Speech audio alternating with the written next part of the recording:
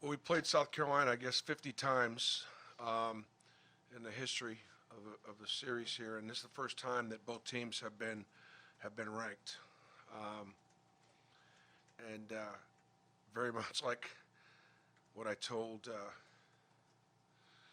coaches at Ole Miss. I'll tell the coaches at South Carolina when I see them tomorrow. It took me 3 years to do. It's taken you guys maybe 18 months or a couple of years. So this is what we work for as coaches, to try to get our programs to be relevant, competitive in our league. Um, and Coach Paris, in my mind, would be hard to think of anybody else that would be the coach of the year in our league, in the sense that he was picked last, and they're currently first or tied for first with Alabama. Um, and so he and his staff have done a tremendous job of rebuilding and putting together a really, really competitive roster. Old roster, tough roster, physical. They play the right way. It's interesting, not much has been written or said, at least nationally, I don't think, about the fact that Coach has got his roots somewhere up in Wisconsin. That Coach Gard, he worked for Coach Gard at Wisconsin, and what do we think about Wisconsin's teams? We think about basketball. We think about tough, physical, fewer possessions in a game. Get the ball inside, play good inside-out basketball.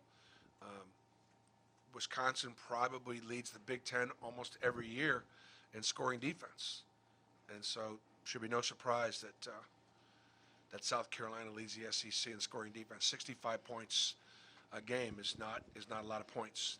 So, this game will be won with defense and rebounding, and obviously we'll have to do a better job of executing.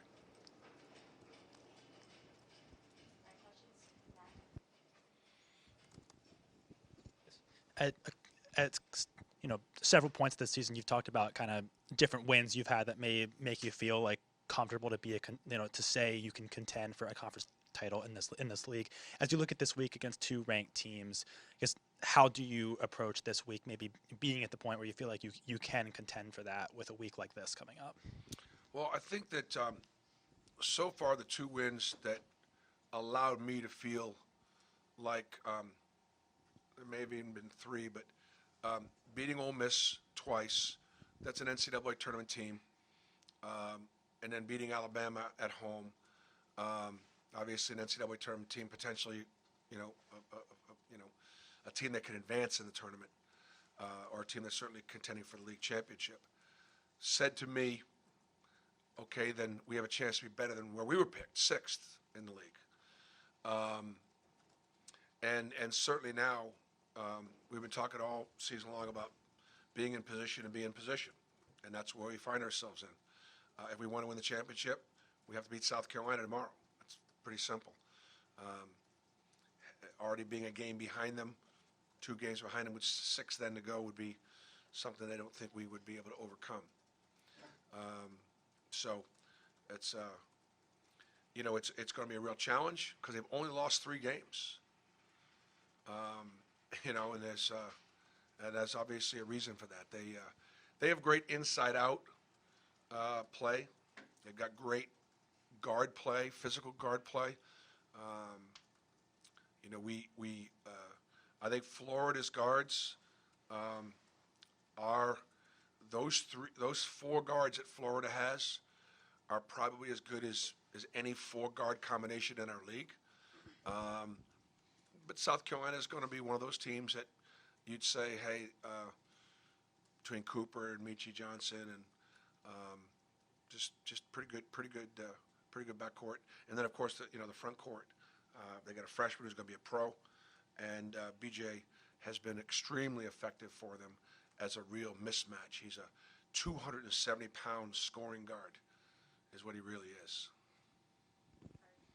Bruce, is South Carolina the best example of just what SEC basketball is coming? Because this team was picked to finish dead last in the league in their first place in February. Just kind of how from top to bottom this league's got a ton of talent and a lot of good coaching.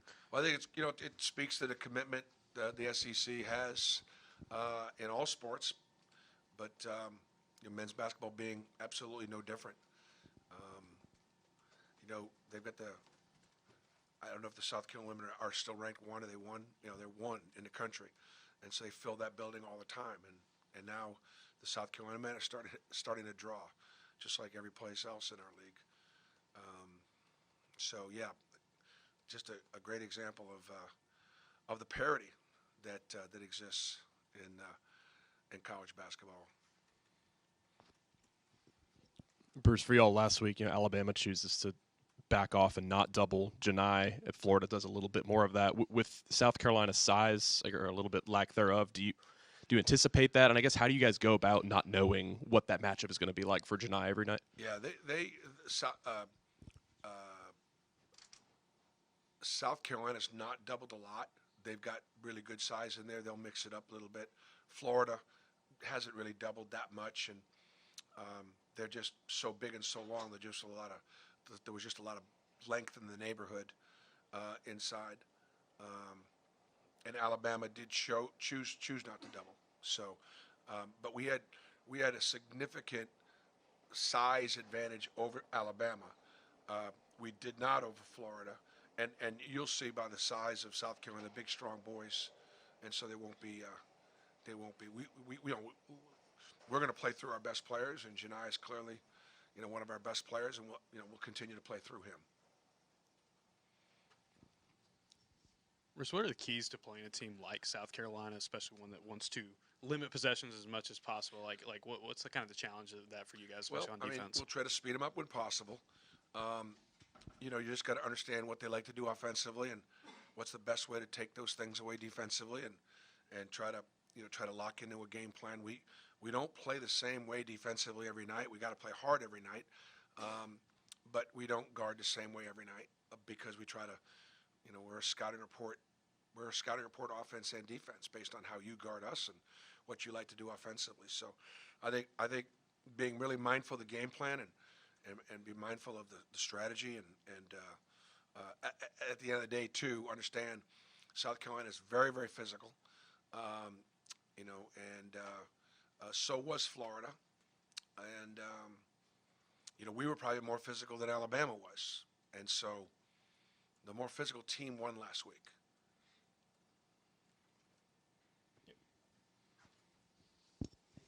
Kind of a total tangent question here, but a few weeks ago we got a copy of some of Auburn's budget report information, and in there included Auburn's basketball recruiting budget, which is skyrocketed over the past five years. And I bring that all up to say over the last 4 years you've had 4 All-Americans. I mean, 4 McDonald's All-Americans. How have you seen maybe Auburn's commitment, financially, or what you've been able to do in recruiting change to be able to be at a level where you can get 4 McDonald's All-Americans in this time frame? Well, can I take a pass on that? I don't know any idea. I have no idea what you're talking about budgets, or I couldn't even. So I just pass.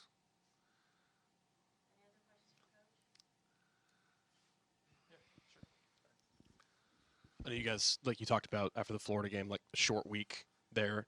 How did you feel like the response was, maybe in terms of, you guys are getting closer to your bye week here. Do you feel like the grind of the league is affecting the guys yet, or how do you feel like they responded to that? No, we were tired Saturday, obviously, and didn't quite have the pop that we needed to have. But I think everybody's in the grind, so there's no, real difference. Everybody's experiencing it. South Carolina played 2 last week, and our situation was probably playing Wednesday and having to travel Friday was a lot, considering there were a bunch of other bye teams that had situations, but they all played at home after the bye, and for some reason we didn't. So wanted to ask you about Cheney, near double-double the other day, and we've asked you about kind of how he feels like he's coming on. In a matchup like this against South Carolina with the versatility they have, their big man, like how big is a guy like being able to bring a guy like Cheney off the bench? We have four guys on the front line. You know, Janai Broom and Dylan Carwell and Jalen Williams and Cheney Johnson. And, you know, South Carolina's going to have four guys in the front line. A couple of them will start, but, you know, so our strength is when everybody contributes. And if you've looked at our losses, you know, we've had some losses where not everybody contributed. And so that's when we play best, when we have great balance. So it was great to see Cheney play with such confidence. And the other thing that was great about it was this. He's one of our hardest workers. He is always in the gym. Even though he's coming off the bench, you know, his attitude, his study, you know, he does a great job in the classroom. He does a great job in his preparation, his practice. And so I'm glad to see that he got rewarded, you know, with some really good play. And, you know, we've got obviously, man, we've worked all spring, summer, and fall to get to right here.